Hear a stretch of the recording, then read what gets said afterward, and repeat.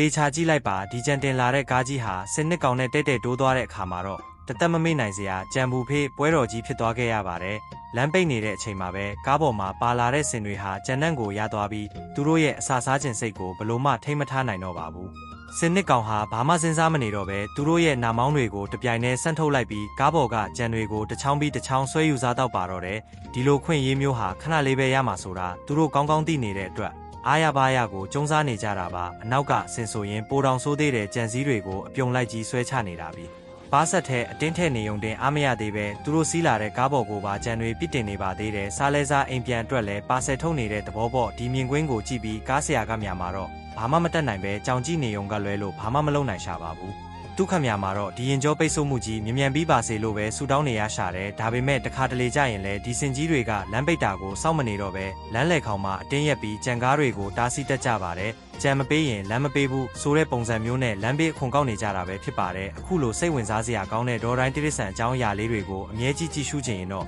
အကောင့်လေးကို follow နှိပ်ထားဖို့မမေ့ပါနဲ့နော်